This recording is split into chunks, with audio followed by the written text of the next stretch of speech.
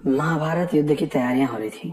पांडव और कौरव अपनी अपनी शक्ति आजमा रहे थे। हर राजा और हर राजा की हर सेना ये निर्णय ले रही थी कि उसको किसकी तरफ से उतरना है। कौन पांडव की तरफ से उतरेगा, कौन कौरवों की तरफ से उतरेगा। अपनी अपनी ताकत बढ़ाने के लिए पांडव और कौरव अलग अलग राजाओं से मिल रहे थे।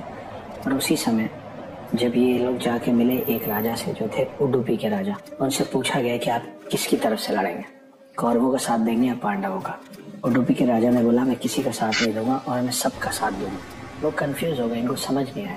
उडुपी के राजा ने बोला कि जब इतने लाख लोग लड़ेंगे तो लोगों को चोट भी लगेगी, उनके उपचार के लिए भी लोग चाहिए। जब इतने लाख लोग लड़ेंगे तो उनका भरण पोषण भी करना पड़ेगा, उनको खाना भी खिलाना पड़ेगा। वो साइड ले रहा हूँ जहाँ सबके चिकित्सा का पूरी जिम्मेदारी और सबको खाना खिलाने का पूरा ध्यान मैं रखूंगा। महाभारत का युद्ध शुरू हुआ। कुछ दिन लड़ते लड़ते बीत गए। हर दिन हजारों लोग मर जाते थे। फिर एक जादुई चीज होने लग गई। हुआ ये कि उडुपी के राजा हर दिन जितना खाना बनवाते थे, ना वो खाना बचता था और ना ही वो खाना अतिरिक्त होता था। मतलब ना एक्स्ट्रा बनता था और ना कम पड़ता था। तो जितने लोग मरते थे उसके हिसाब से खाना ऑलरेडी पहले से तैयार रहता था। तो बाकी सब लोग ये पूछे उडुपी के राजा से कि आपको कैसे पता होता है कि आज कितने लोग युद्ध से लौटेंगे और कितने हजार लोग मर जाएंगे। तब उडुपी के राजा ने एक राज खोला। राज ये था कि उन्होंने बताया कि कृष्ण जी के कमरे के बाहर मैं उबली हुई कुछ मूंगफलियां रख देता हूँ। कृष्ण उसको अंदर लेते हैं और अगले दिन सवेरे जब मैं उस पत्तल के दोने को वापस लेता हूँ तो उसमें जितनी मूंगफलियां खोल के वो खा चुके होते हैं उतने दाने मैं काउंट करता हूँ, गिनता हूँ और अपने लोगों को बोलता हूँ कि उतने हजार लोगों का खाना कम बना। तो मेरा ये कैलकुलेशन है कि हर दिन कृष्ण जितनी मूंगफलियों के दाने खा लेते हैं उतने हजार लोग अगले दिन के युद्ध में मर जाते हैं। इसीलिए मैं जो खाना बनवाता हूँ ना वो कम पड़ता है और ना वो एक्स्ट्रा बचता है।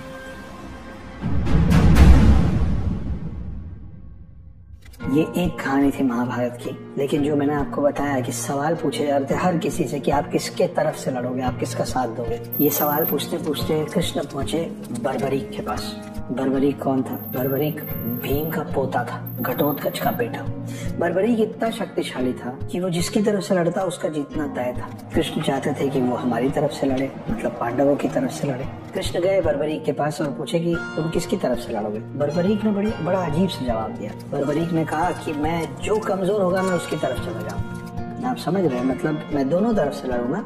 जब ये कमजोर होगा तो मैं इसकी तरफ जाके इनको हरा डालूंगा और जब ये कमजोर होंगे तो मैं वापस इनकी तरफ आके उनको हरा डालूंगा। कृष्ण को समझ में आया कि अगर ये ऐसा करेगा तो युद्ध कभी खत्म नहीं होगा। कृष्ण ने बर्बरीक का गला काटा और उसको एक पेड़ से महाभारत के पास टांग दिया जहाँ युद्ध हो रहा था। और उन्होंने कहा कि तुम ना कुछ बोलना और ना तुम कुछ करना, तुम बस यहाँ लटके लटके अपना पूरा महाभारत देखो। तो सभी लोगों ने कृष्ण से पूछा कि आपने बर्बरीक का गर्दन क्यों काट दिया। तब जो कृष्ण ने कहा वो आज तक हम लोग चरितार्थ कर रहे हैं, वो आज के समय में भी सच है। कृष्ण ने कहा कि समाज के लिए सबसे ज्यादा खतरनाक वो लोग हैं, सबसे ज्यादा खतरनाक वो पक्ष है जो या तो किसी के साइड नहीं होता है या तो सबके साइड होता है। तो you need to choose sides. आप अगर किसी के पक्ष में नहीं है तो आप समाज के लिए सबसे ज्यादा खतरनाक है। इसलिए मैंने बर्बरीक को पहले युद्ध से बाहर कर दिया ताकि युद्ध जो है वो फेयर रहे।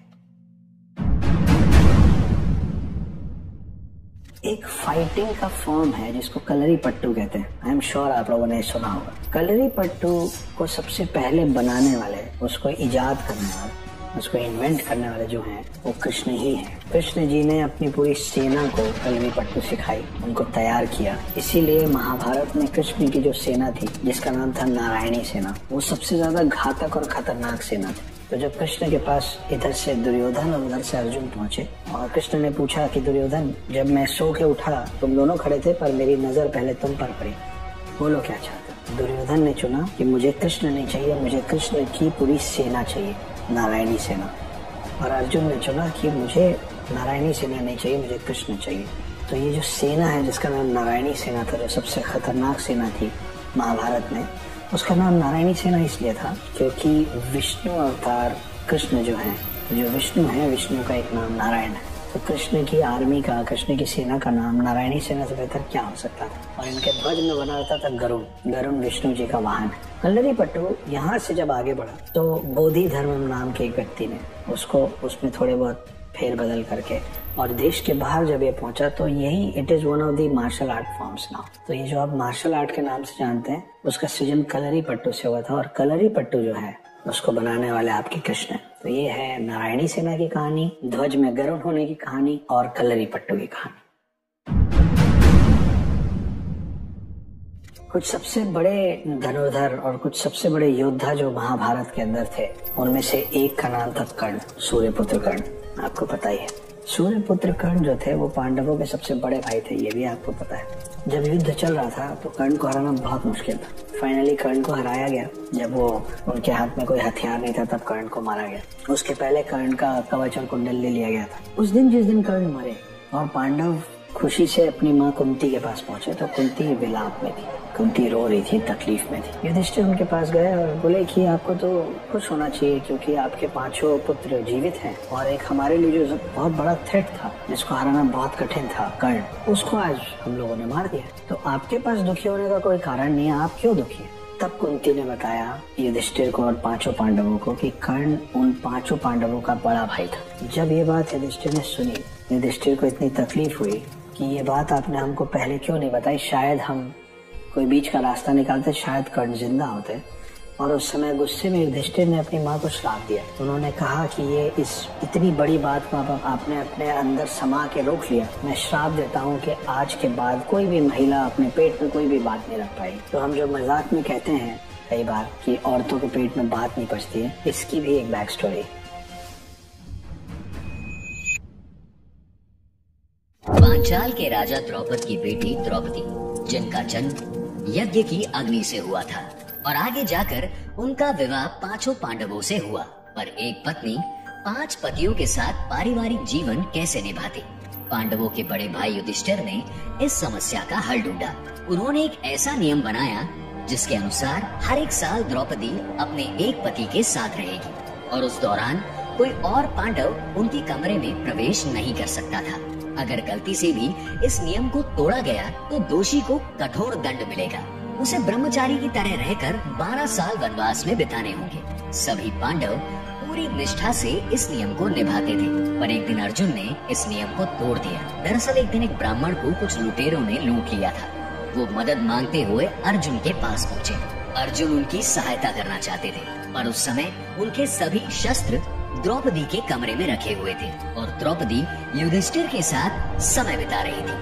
ब्राह्मण की सहायता करके अपने धर्म को पूरा करने के लिए ना चाहते हुए भी अर्जुन ने उस कमरे में प्रवेश किया। इसके परिणामवश अर्जुन को अगले 12 साल वनवास में बिताने पड़े। इसी दौरान उनकी मुलाकात श्री कृष्ण की बहन सुभद्रा से भी हुई थी, जो उनकी पत्नी बनी। महाभारत के पन्नों में द्रौपदी से जुड़ी ऐसी कई दिलचस्प कहानियाँ छिपी हुई हैं। अगर आप इस पर एक पूरा वीडियो चाहते हैं तो हमें कमेंट्स में जरूर बताएं। कौरवों की नफरत, द्रौपदी का बदला और धर्म की स्थापना। इतिहास में ऐसे कई कारण बताए गए हैं जिनकी वजह से महाभारत का युद्ध हुआ, पर इस युद्ध की असली जड़ था कौरवों का मामा शकुनी, जिसने बहुत पहले से कौरवों के मन में नफरत का बीज बोना शुरू कर दिया था। उम्मीद है कि आपको ये कुछ नई तरीके की महाभारत की छोटी छोटी कहानियां सुन के मजा आ रहा होगा। अगर आप इन कहानियों को एंजॉय कर रहे हैं तो ऐसी अनसुनी, अनकही और अनदेखी कहानियों के लिए स्टे ट्यून्ड।